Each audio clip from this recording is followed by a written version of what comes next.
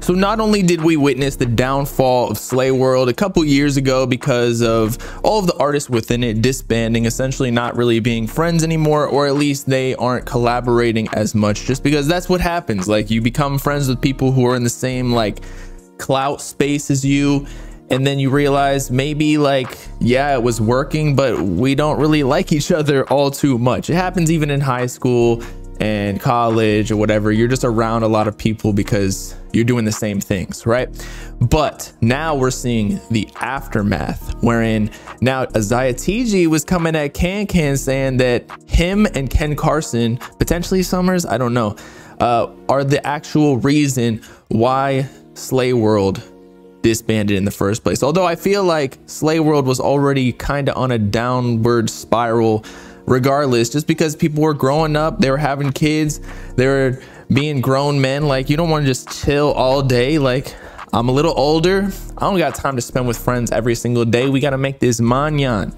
So this is how it all started on Opium Slay's Instagram account, where I don't necessarily know what happened. I guess he just posted a meme with Summers or Can right here, maybe. I'm not sure which comment or which post the comment was on originally, but Isaiah TG on his burner account commented, "You have Slay in your name with the two people who ruined it for the rest of the group as your profile picture. Might as well just change the shit if you gonna disgrace my friends with this brain rot." Then he continued, "If you're gonna have your shit as Slay, put Frank or Goon or maybe Mingo or Wi-Fi or Mike Frost or R7 or Zay, X, whatever, or Alexander or so many other people other than Jesus Christ, calling them out, and woman wife beaters, let's say. I wear wife beaters every day on stream, basically." Jeez, so he's coming at him hard. And then that's Opium Slay's profile picture. Can and Ken Carson, as you all know, they had a previous beef where I believe Ken Carson said in the comment section that Can was just a biting ass rapper or something like that. Even though Can been out here for a while, since like 2016. He has tracks with like Lil Pump and Famous Dex, I think Smoke Perp maybe, so I wouldn't call him necessarily biting. He just was on the wave, you know. He might be one of the forefront people. But anyway, as you can see, and it's still there, Can then responds, "Bro, ignore that schizo." Ugh.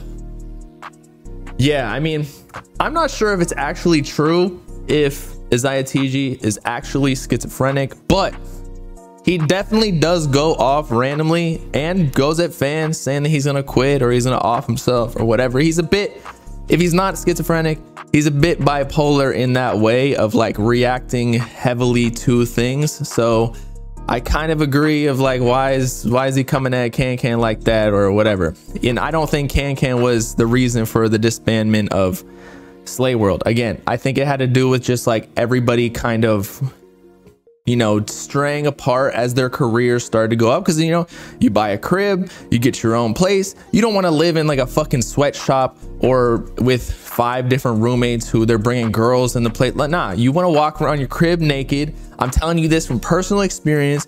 You want you and your girl. Plus, when you have a serious girlfriend, they don't want to live with other dudes who are shitting in the toilet and leaving skid marks and all that, you know, having trash, don't take it out, don't clean up their messes, the kitchen, yada, yada, yada. I'm telling you some grown man game right now. So that's why I don't think it was Can and Ken Carson. In fact, I think that kind of helped clout them up. I don't think that Ken Carson alone, since they're Opium, we're really going to mess with Slayworld people regardless. But then again, I don't know the inner workings of Slayworld, only the people do who were in the group. But I feel like Can and Autumn and Summers were the people, and Wyland and some others, maybe Isaiah TG. They were definitely the people who brought it to the light that it is now, where it was like a pretty famous group in the underground where they were basically dominating in like 2019, 2018, maybe 2020. They were blowing up, but like, I don't know if you can blame Can. Regardless, then Can took to Twitter, or actually, sorry, Isaiah TG then responds to Can's comment saying, "You push a joke for likes." So maybe he's not actually schizophrenic. Maybe with his bipolar type comments and Instagram stories and whatnot, Isaiah TG is not actually schizophrenic, that was just a joke. Or maybe he's just offended because it's like, why are you joking about someone else's mental health? But I mean, sometimes you just gotta say it and be like, yo, ignore. It's like if someone's saying that they're seeing fucking aliens outside, actually I believe in aliens. If they're saying they see like a frog that's talking to them, what are you gonna say? You're gonna be like, ignore that schizo, bro. And like, I don't know what to tell you, but like, it's not, it doesn't make sense. Anyway, then he continues going at Can, but then turn around and beg me to be your friend. I will never work with you for likes. Honestly, respectable. The Isaiah TG, I definitely have to say that he's one of the rappers who doesn't care about the clout necessarily as much as the others, where he does not care about doing all these collaborations. He's just doing his own thing. He has a strong fan base. He's making money by himself. You want to be sustainable as a solo artist. You don't want to be dependent on other, you know, features or clout moves or gimmicks to have a career. So he's definitely doing it right. They're both successful though in their own right. Can's killing it with his clothing line. Then he continues, or sorry, Can finally responds on Twitter after a fan said you posted his album not even 6 months ago, and he said you act like, I think y'all know what that word is, schizo can't make good music. Yeah, so it's like separating the art from the artist, where like, you know, they can still make good music, but that might be crazy. I mean, take a look at Kanye. He says a lot of crazy things. Doesn't mean that you have to co-sign everything he says or does, but you can still like his music. Doesn't mean you hate him. Doesn't mean you hate, you know, sometimes you just got to say with Kanye, maybe we got to start saying that to Kanye, like just ignore him. Just listen to the music, bro. And then I don't think that Opium Slay posted the last thing that Can said on Twitter, which was a little abrasive. I'm not gonna lie. Isaiah is the most annoying schizo over like ever. Like, bro, just put a shotgun to your mouth already.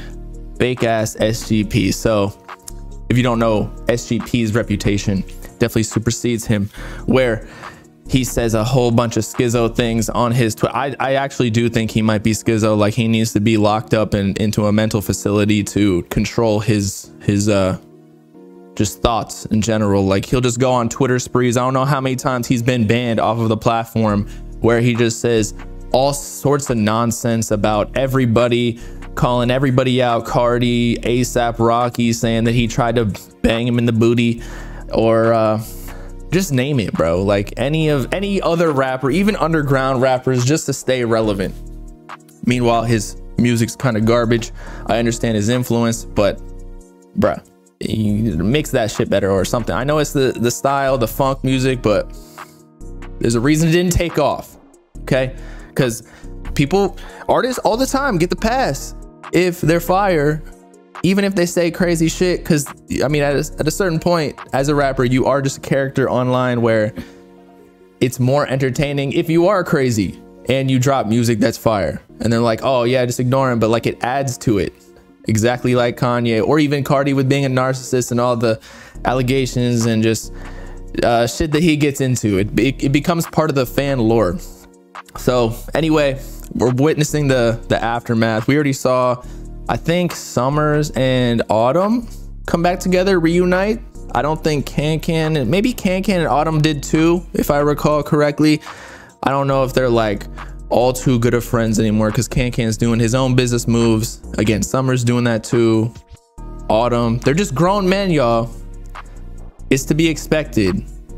It happens in high school, happens in college, happens as an adult too, happens as kids. I'm sure y'all didn't have the same friends that you did back when you were 8 years old, or let alone 16 if you're a little bit older, like 20 years old. Although you might have like one or two that you still keep in contact with, but everybody gets their own life eventually.